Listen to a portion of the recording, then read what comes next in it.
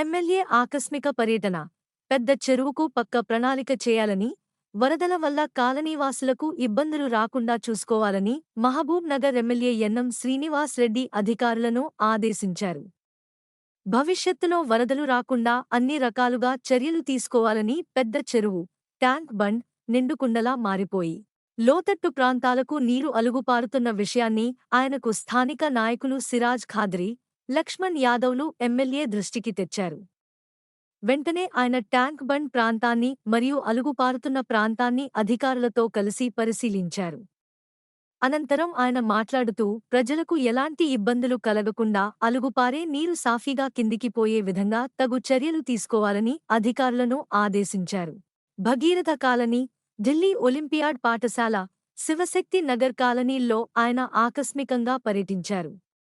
గత 2 రోజులుగా పెద్ద చెరువు, మినీ ట్యాంక్ బండ్ నుంచి మరియు రామయ్య బౌలి నుంచి వచ్చే వరదనీటిని ఆయన పరిశీలించారు.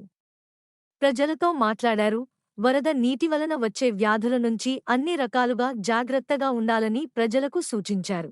ఈ కార్యక్రమంలో municipal vice chairman Shabbir Ahmed, municipal commissioner Maheshwar Reddy, irrigation D Manohar, public health A Vijayabhaskar Reddy, కౌన్సిలర్లు రాషద్, ఖాజా పాషా, డిసిసి ప్రధాన కార్యదర్శి సిరాజ్ ఖాద్రీ, పట్టణ కాంగ్రెస్ పార్టీ అధ్యక్షులు లక్ష్మణ్ యాదవ్, బుద్దారం సుధాకర్ రెడ్డి, అజ్మత్ అలీ, ఫయాజ్ తదితరులు పాల్గొన్నారు.